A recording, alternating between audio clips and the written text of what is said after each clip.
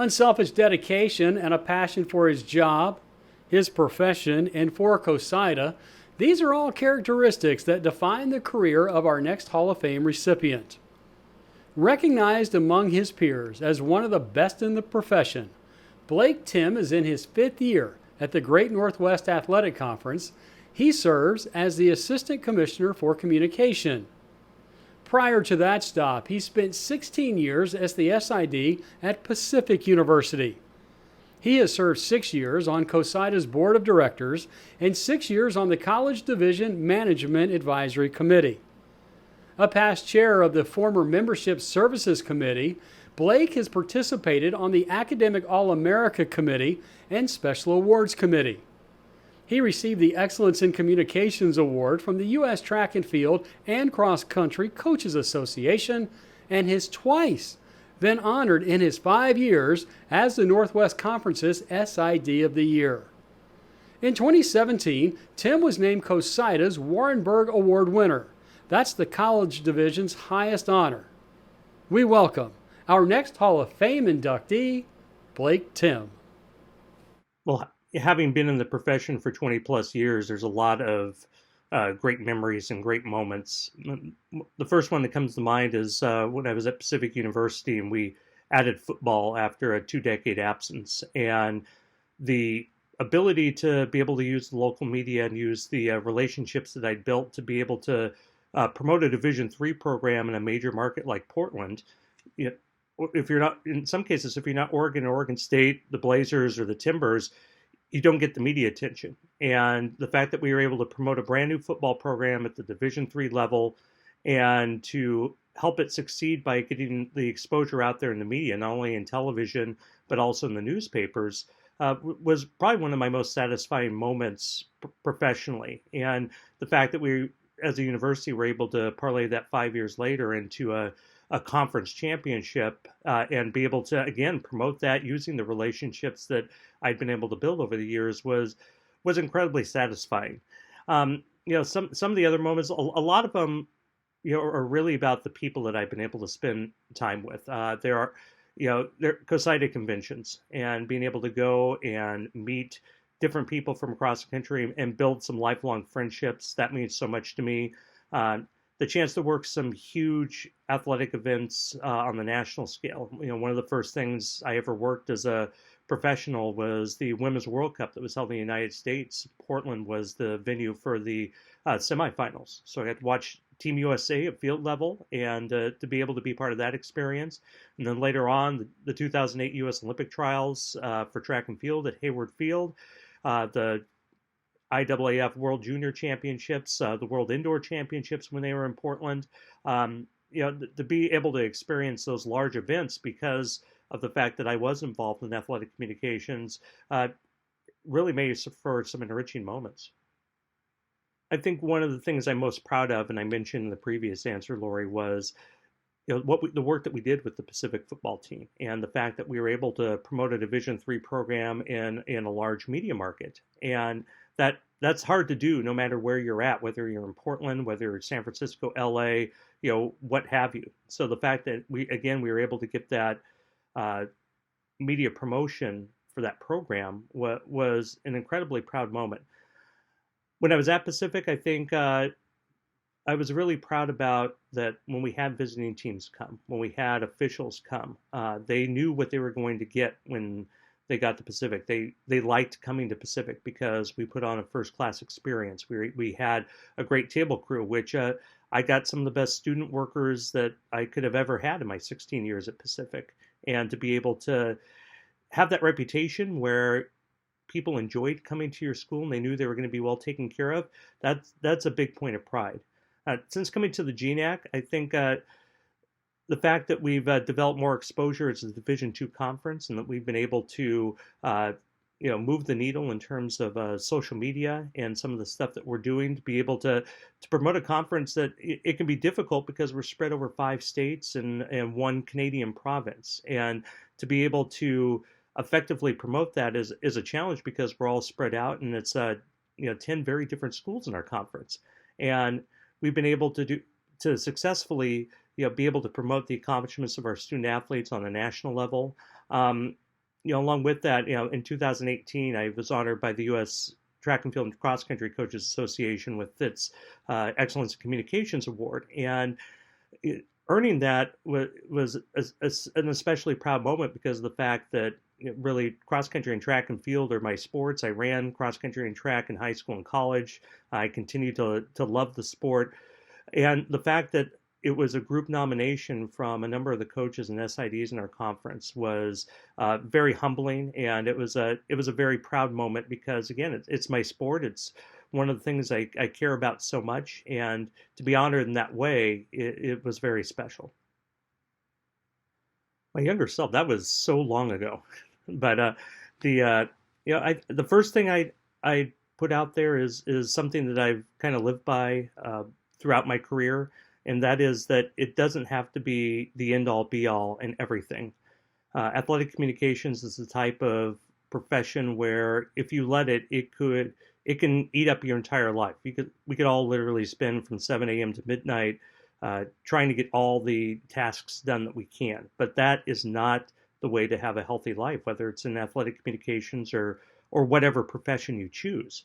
So, making sure that you take time for yourself and take time for your family, know when to shut down the computer, turn off the phone, and take time for yourself.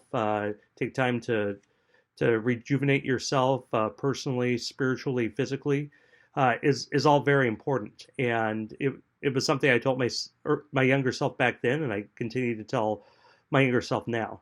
The other thing would be to take advantage of those opportunities that come up. Being in athletic communications, we get so many opportunities to do really cool things. Whether it is become the official scorer for a baseball team, work a regional or national event, and a lot of times those opportunities don't get paid. It's volunteer experience, but especially when you're younger, it's very valuable. I credit a lot of the fact that we were able to get media attention at Pacific directly to the relationships I built working the 2003 Women's World Cup in Portland. I was working with reporters from the local papers and from national and international media, and I was able to turn those relationships in a setting where I was doing nothing related to my job, but was providing good service to the media, and was able to take that later and be able to call on those people and say, hey, I've got this great story. Would you be interested? And oftentimes they would say, yeah, we're interested, and they would come out and do the story. So taking advantage of those opportunities when they are available.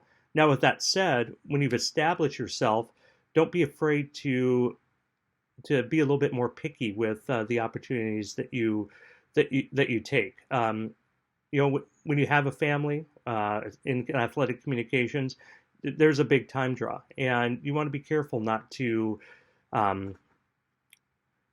You want to be careful not to overextend yourself. Make sure you have enough time for your family, and then if you're able to fit in those extra things, that big national championship, or the chance to work for the local baseball or soccer team, then that's icing on the cake if it all works into your life schedule. That's how a lot of relationships are built these days, is you connect through Twitter, and you may not meet a person face to face until they show up to your game or show up to your event. But even in this day and age, I think even more than ever, picking up the phone and calling somebody, it is memorable because it's unusual now. I would, if I'm trying to contact Joe Becker at Channel 2 here in Portland, and I've got a story idea, I'm not going to tweet at him. I'm not going to send an email. I'm going to call him. I've got his cell phone number. I'm going to call him and say, hey, Joe, I know you're busy. I've got this great feature story idea. Is this something that can fit into your schedule? Maybe it's a week or two down the road, but what do you think about this?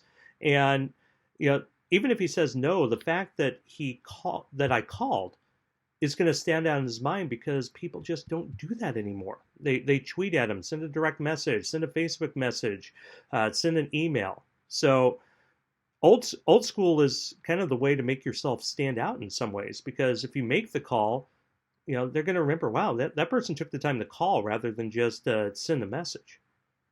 I think I'd like to start by talking about the Rising Star Award in itself. I brought that to the CoSIDA board in my first year back in 2005 as a way to be able to not only honor younger professionals, but also to find a way to show that they were appreciated and maybe try to keep them in the profession longer by showing that they have value in the profession. Now, some of those winners, Jason Fine off the top of my head, Kim Winger, have gone on to success outside of the profession, which is great too.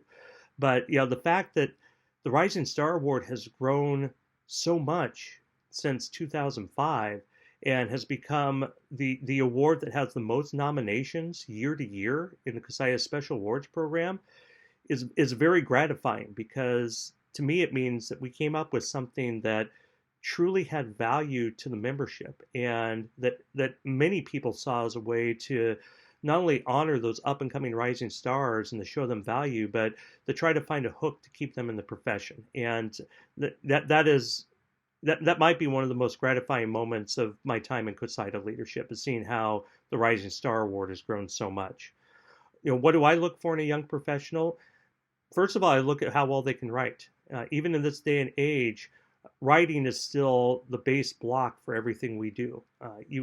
It's hard to teach good writing. So when you have somebody who sends their resume and their writing sample and they can prove that they're a good writer, you got to grab those people as soon as you can, because they have the best opportunity to be able to rise in this profession and rise quickly. Another thing I look for is the ability to be able to take projects and run with them. My philosophy in working with anybody, whether it's been my interns with the GNAC or my assistants at Pacific, was to teach them what they need to do and then to back up and let them do it. I try not to micromanage or look over their shoulders and say, you really shouldn't do it that way. You should do it this way. I want them to be able to learn by trial and error, and to learn by doing, because in my mind, doing it's the best way to be able to build those skills quickly. Outside of that, just look for that enthusiasm for the profession and for sports. I mean, we all of us who are here love sports, but you've really got to have a special passion to be able to succeed in athletic communications. And again, it's something that's hard to describe, but if you see it, you know what it is right away. So writing ability, the ability to take a task and make it their own, and be able to learn by experience, and just that raw excitement for not only college athletics but for the profession. Man, there are so many people to thank. First of all, thank my wife Melissa. As was referenced in the feature last year, I actually took the job at Pacific because we were engaged, and there was no way she was going to want to move out to Eastern Oregon where I was working at. So I took the position at Pacific, and I'm not at Pacific anymore, but 21 years later, we still have a great marriage and a great family. So to Melissa, thank you for your love and support over all these years. The mentors that I had early on in the profession within the Northwest Conference, it was a real family atmosphere back then. And many of these people are still great friends. Nick Dawson, who was at Pacific Lutheran at the time. Kelly Bird from Linfield University, Steve Flegel at Whitworth University, Cliff Volova, who was at Willamette University and was recently inducted into their school's Hall of Fame. They all showed me the way, and they all allowed a young guy to learn on his own and be able to mentor me. And I'll always be grateful for their mentorship and for their friendship. Rich Rosenthal, who was a former CoSIDA board member and was at Southern Oregon University, he was the one who talked me into getting involved with the CoSIDA board. And had he not done that, I'm not sure I would have gotten involved in the leadership positions that I have with CoSIDA over the years. So, Rich, thank you for that. I have to thank Ken Schumann and Judy Sherman at Pacific University. Judy was the athletic director when I was hired. Ken Schumann followed after that, and they both took a chance on a young alum who was 1 year out of college, who had no experience in sports information, and allowed me to take the role and to blossom at Pacific. And I I can just say I hope that I did them proud over my 16 years. Thanks to Dave Hagland at the GNAC, a former SID himself, for taking a chance on me almost 6 years ago and hiring me to be the assistant commissioner of the GNAC. It's been a great ride so far, and I'm looking forward to many more years working with him, along with Bridget Tete, our associate commissioner. And then finally, some mentors in the larger profession that I think it would be hard to not thank them. People like Eric McDowell, Larry Happel at Central College, Dave Reed at Colorado College, Pete Moore at Syracuse, who was a great mentor for me working through the ranks of CoSIDA leadership. The great Ed Carpenter from Boston University, who was part of the CoSIDA board during my years, who, when I questioned some things that I was doing, he was a great sounding board and really took me in and said, no, you're doing the right things. You're moving in the right direction. So Ed, thank you for that. And some other Mike Safford at College of Idaho, who's a good friend of mine, and somebody I always look to as, okay, Mike, how should I do this if I don't quite know what direction to go? And then finally, all my other colleagues within not only the Northwest Conference, but currently in the Great Northwest Athletic Conference. I've had the blessing of working with two incredible groups of sports information directors over the years, and the things that they teach me make me a stronger professional year after year. So to all of them, thank you so much. And finally, I think everyone should thank their parents. My parents, Rick and Connie Timm, they taught me work ethic. They taught me hard work and the value of doing your best, and also the feeling that you can really do anything that you put your mind to. And when I was in junior high and high school and had ambitions of being in journalism and working in sports, they encouraged me, and they found ways to be able to make opportunities available to me to be able to take advantage of those opportunities. So I love them both, and I can't thank them enough for helping me get to where I was at when I was younger. When I won the Warren Berg Award in 2017, that was a real stop and think about things moment, because you look at the names that have won that award in the past, and people that I've looked up to over the years, and other people that are friends. People like Eric McDowell and Lenny Reich, who won it after me. Just people who are friends and that I've looked up to over the years, and to have my name mentioned in that list, I still shake my head and go, I'm not sure I belong in that part of the list. Same thing with the CoSIDA Hall of Fame. I look at those names and go, what is this kid from Klamath Falls, Oregon doing on the list? I'm not sure he quite belongs there. So, so it's a proud moment for me, and to have my name mentioned alongside of those, and to know that your peers, elected you to those spots with both the Warren Berg and the Hall of Fame is incredibly humbling. So, to all those professionals, thank you, and thank you for your confidence in me. It's very humbling. From the Great Northwest Athletic Conference, Blake Timm.